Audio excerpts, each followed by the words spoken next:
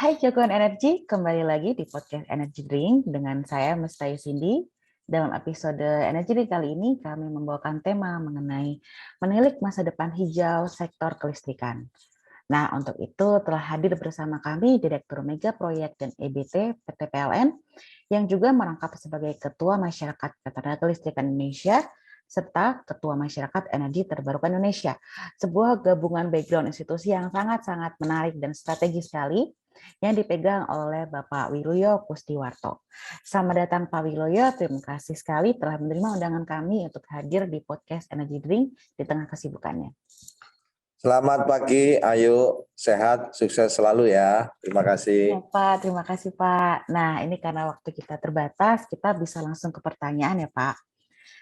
Pertanyaan yang pertama Pak, sudah sejauh mana sih Pak implementasi transisi energi yang dilakukan oleh PLN? Dan kemudian main bottleneck atau tantangan utama terbesarnya itu sebetulnya apa? Serta strateginya Pak untuk menangani tantangan tersebut itu apa sih Pak? Terima kasih Ayu. Jadi PLN sudah punya roadmap untuk menuju net zero emisi 2060 atau zero carbon 2060. Jadi salah satu langkah yang kita lakukan adalah kita telah bersama-sama dengan pemerintah menetapkan RUPTL 2021-2030. Ini adalah tonggak dasar bagi pengembangan EBT masa depan. Kenapa kami sebut sebagai tonggak dasar? Karena RUPTL 2021-2030 ini mensyaratkan PLN, mengamanahkan PLN untuk membangun pembangkit-pembangkit baru sekitar 21 gigawatt itu adalah pembangkit-pembangkit EBT. Nah, di total kapasitas yang kita bangun selama 10 tahun dari 2021 sampai 2030 itu sekitar 40 giga, di mana mayoritas hampir 51%-nya itulah pembangkit-pembangkit EBT. Dan 100% pembangkit baru yang akan kita bangun adalah EBT. Kenapa masih ada 20 giga yang pembangunan pembangkit termal? Ini adalah penyelesaian atau tindak lanjut dari pembangkit-pembangkit fosil yang sudah ditandatangani komitmennya 5-3 tahun yang lalu. Jadi nggak mungkin kita putus sekarang. Kita tinggal melanjutkan dan kita selesaikan. Tetapi untuk yang baru, pembangkit-pembangkit baru, ini 100% totally adalah pembangunan pembangkit-pembangkit EBT. Dan ini sudah kita mulai laksanakan dengan proses pelelangan, proses pembangunan. Kita punya yang namanya program dedieselisasi. Kita akan menghybridkan, bahkan mengganti PLTD kita yang sudah tersebar di sekitar 2.100 lokasi di Indonesia. Kita hybridkan atau kita ganti dengan pembangkit-pembangkit renewable energy, misalnya PLTS, photovoltaic, atau biomasa, atau pembangkit-pembangkit renewable yang lain. Dan ini sudah berjalan. Kita juga punya program co-firing. Program co-firing ini mengganti sebagian batu bara yang ada di 52 PLTU kita yang ada di seluruh Indonesia dengan produk-produk biomasa seperti limbah sawit, tandan kosong, kemudian seperti limbah padi, sekam padi, kemudian bahkan wood chip dari bekas gergajian kayu, dan juga yang sedang kita kembangkan adalah penggunaan sampah untuk kita jadikan bahan baku yang kita kenal dengan bahan bakar jumputan padat atau biomas, yang nantinya kita gunakan untuk menggantikan sebagian batu bara. Saat ini baru mampu 5% menggantikan batu bara yang ada di PLTU kita dengan produk-produk tadi, biomas, bahkan juga sampah. Ini sebagian roadmap kita. Kita juga akan mengembangkan yang namanya pembangkit listrik tenaga angin, Bayu, ada di Kalimantan, ada di Nusa Tenggara, ada di Jawa, dan beberapa kota yang ada di seluruh Indonesia. Kita juga kembangkan pembangkit listrik tenaga geotermal atau PLTP, panas bumi. Saat ini kita sudah melakukan studi dan juga ada sebagian yang sudah akan kita lelangkan, dan ini akan menjadi pembangkit-pembangkit pengganti pembangkit-pembangkit termal yang masih saat ini digunakan oleh PLN. Demikian Ayu. Kalau untuk tantangan utamanya Pak dari berbagai rencana yang akan dilakukan itu apa Pak? Tantangan isu-isu yang masih menjadi tantangan kita tentunya yang pertama adalah harga keekonomian pembangkit-pembangkit energi baru terbarukan ini atau renewable energy ini masih lebih mahal dibandingkan dengan pembangkit-pembangkit fosil, terutama pembangkit yang berbahan batu bara. Jadi saat ini seperti kita ketahui bahwa sebagian besar pembangkit yang digunakan PLN adalah pembangkit-pembangkit yang menggunakan coal, batu bara. Dan ini harganya masih sedikit lebih rendah dibandingkan pembangkit-pembangkit renewable, tetapi kami juga sudah punya beberapa solusi, misalkan pembangkit-pembangkit PLTD yang harganya lebih mahal dari pembangkit renewable, ini sudah kita mulai gantikan dengan pembangkit-pembangkit renewable. Kemudian nanti pembangkit-pembangkit thermal ini juga akan kami gantikan dengan pembangkit-pembangkit renewable, misalkan PLTS. Jadi saat ini harga pembangkit PLTS dengan tanpa baterai, ini harganya sudah mendekati atau bahkan sama dengan pembangkit-pembangkit coal. Dan saya harapkan ke depan juga nanti ada teknologi-teknologi baru yang menyebabkan harga daripada pembangkit-pembangkit renewable ini menjadi lebih murah. Kita punya pengalaman dari tahun ke tahun yang menunjukkan tren bahwa harga daripada pembangkit-pembangkit renewable energy ini akan turun dari tahun ke tahun seiring dengan masifnya penggunaan renewable dan juga teknologi yang semakin baik. Jadi isu-isu ini juga sudah kita address supaya pengembangan pembangkit renewable ini bisa lebih masif lagi di Indonesia. PLTP kita punya banyak potensi, ada sekitar 29 gigawatt potensi PLTP panas bumi geothermal, yang termanfaatkan baru sekitar 2 gigawatt, sangat kecil. Isunya adalah di sini adalah mahalnya investasi di sisi pengeboran uap. Nah, kita sudah komunikasi dengan beberapa stakeholder termasuk pemerintah, dan alhamdulillah pemerintah sudah paham bahwa isu terbesar dalam pengembangan pembangkit geothermal adalah terkait dengan mahalnya investasi di sisi pengeboran uap. Nah, pemerintah sudah mengeluarkan peraturan PMK, peraturan Menteri Keuangan yang menyatakan bahwa nanti pada saat pengembangan investasi untuk pengeboran uap ini menjadi tanggungan pemerintah sebesar 50%. Jadi ini diharapkan akan membantu investor-investor yang akan mengembangkan panas bumi ini di Indonesia.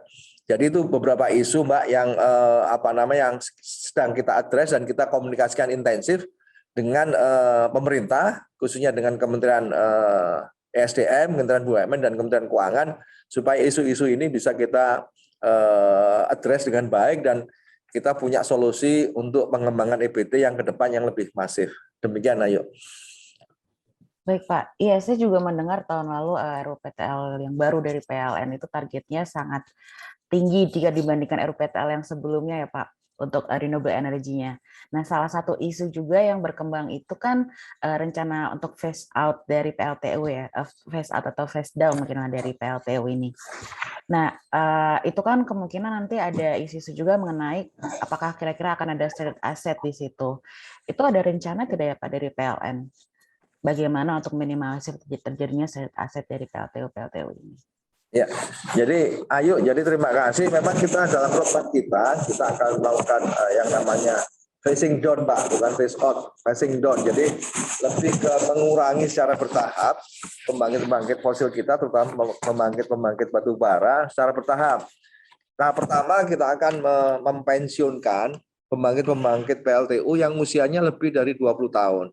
Masih banyak pembangkit PLTU yang sifatnya subkritikal, yang efisiensinya sudah tidak bagus lagi, Mbak, seiring dengan usia, yang biaya pemeliharaannya masih tinggi, semakin tinggi karena seiring dengan usia, sehingga ini menjadi target kita yang akan kita phasing down-kan.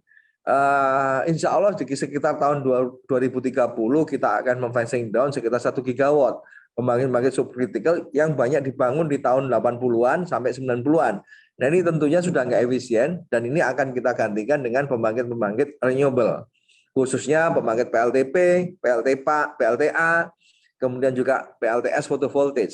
Untuk pembangkit seperti PLTA dan PLTB, ini adalah pembangkit yang sifatnya adalah baseload. PLTU sifatnya baseload dan harus digantikan juga sebaiknya dengan PLT renewable yang punya sifat baseload. Ini dipunyai oleh pembangkit listrik tenaga panas bumi dan juga pembangkit listrik tenaga air.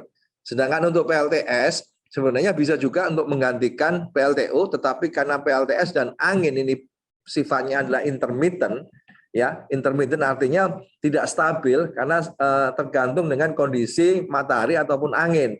Nah, kami saat ini berharap pengembangan teknologi baterai akan semakin masif dan membuat harga baterai itu atau baterai energi storage system menjadi semakin murah. Ini diharapkan kalau seandainya 5 tahun 10 tahun harga baterai energi storage system ini semakin murah, tentunya pembangkit-pembangkit intermittent ini bisa ditambahi dengan baterai dan untuk menggantikan pembangkit-pembangkit baseload seperti PLTU yang banyak kita punya saat ini. Ke depan phasing down akan teruskan, kita lanjutkan ke pembangkit-pembangkit PLTU yang lainnya sehingga diharapkan 2060 pembangkit-pembangkit coal yang berbahan batu bara ini bisa kita gantikan totally 100% dengan pembangkit-pembangkit renewable energy. Ya, ayo. Iya, baik Pak. Nah, berarti nanti untuk baseload ini dari PLTU akan digantikan oleh PLTA dengan PLTP ya Pak, kurang lebih seperti itu ya nanti. Karena PLTU di sini memang saat ini digunakan sebagai baseload-nya. Ya, ditambah ini Mbak Ayu, ditambahi dengan PLTS, photovoltage, atau angin yang dilengkapi dengan baterai energi storage system. Karena diharapkan 2030 harga pembangkit intermittent tadi, PLTS surya photovoltage plus dengan baterai energi storage system atau PLT angin ditambah dengan baterai energi storage system itu harganya bisa sama atau bahkan lebih rendah dari pembangkit-pembangkit tenaga batu bara. Demikian Ayu. Baik Pak. Selanjutnya Pak, kan kita melihat di tahun 2020 itu kita ada pandemi COVID-19. Kemudian tahun 2022 ini ada perang antara Rusia dan Ukraina yang menyebabkan di berbagai negara itu mengalami krisis energi dan juga beberapa negara terutama di Eropa itu harga listriknya bisa naik hingga 3 kali lipat, Pak. Nah, apakah ada dampak Pak yang dirasakan oleh PLN sehubungan dengan kondisi tersebut dan juga terhadap rencana untuk transisi energinya, Pak? Karena kan kalau kita lihat di Indonesia cukup stabil ya Pak untuk harga listriknya, harga energi jika kita bandingkan dengan negara-negara khususnya di Eropa, begitu Pak. Ya Ayu, jadi alhamdulillah di Indonesia tidak terpengaruh secara signifikan, terutama penyediaan listrik atau energi ke masyarakat. Hal ini disebabkan karena pemerintah turun tangan, pemerintah berperan aktif untuk menjaga harga energi ini tetap stabil, tetap murah, tetap terjangkau oleh masyarakat. Ini tentunya juga berkat dukungan support dari pemerintah, misalkan penetapan DMO harga batu bara. Nah ini membuat PLN sangat terbantu, PLN sangat teringankan karena harga listriknya tidak naik dan kami juga tidak perlu membebani pemerintah melalui subsidi kompensasi atau bahkan membebani masyarakat melalui yang namanya kenaikan tarif. Ini harga energi primer ini tetap stabil dan ini tentunya membantu PLN sehingga harga listrik PLN bisa kami pertahankan.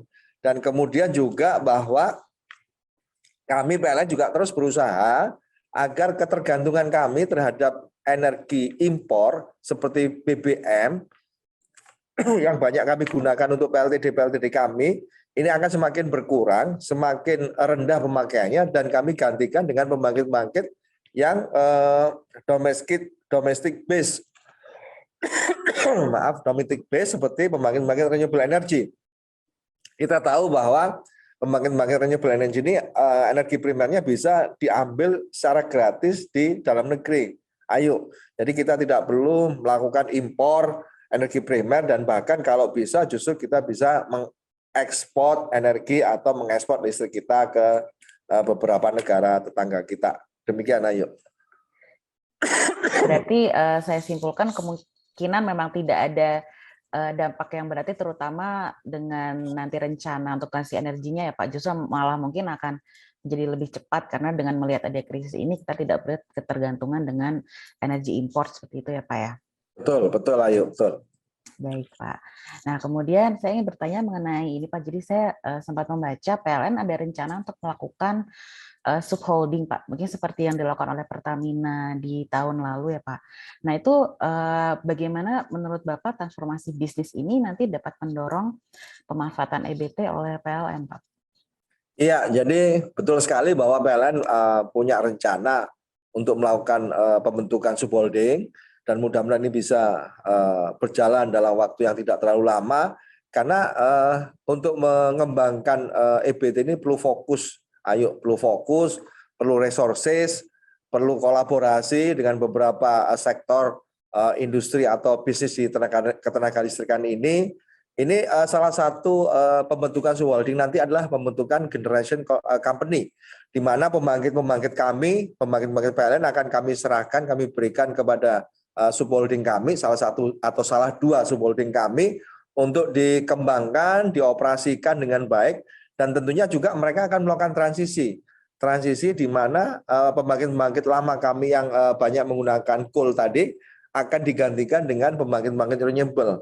Ini tentunya membutuhkan konsentrasi, membutuhkan investasi yang tidak sedikit, investasi yang besar, sehingga apabila ini kami serahkan kepada subholding kami atau generation company itu, mereka bisa melakukan identifikasi, melakukan fokus, berkolaborasi dengan swasta, berkolaborasi dengan beberapa industri internasional, industri dalam negeri, sehingga pengembangan EBT ini bisa lebih fokus, bisa lebih masif, dan bisa dilakukan oleh genko-genko kami sehingga pengembangan ini bisa dilakukan lebih baik lagi. Demikian, Ayu. Oke, baik Pak. Berarti rencananya nanti akan ada subholding sendiri untuk yang mungkin pembangkit listrik, kemudian industri PLN sisi transmisi, distribusi seperti itu ya Pak rencananya ya berarti. Ya, kira-kira gitu, Ayu. Oke. Nah selanjutnya Pak, ini kan karena Bapak ini posisinya sangat strategis ya Pak. Saya ingin menanyakan mengenai sinergi antar stakeholder nih Pak.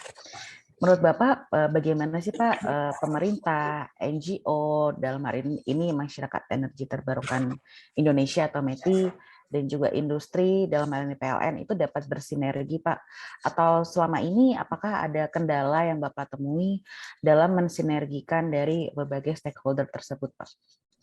Ya, jadi kehadiran PLN saat ini terutama dalam organisasi METI ini sungguh luar biasa dan saya berharap bahwa kehadiran PLN ini bisa menyerap aspirasi dari pelaku bisnis ketenagalistrikan atau pelaku industri terutama renewable energy untuk saling bertukar pikiran, saling berdiskusi mengenai cita-cita kita untuk mengembangkan EBT ini lebih masif lagi atau bahkan mencapai net zero emisi di tahun 2060.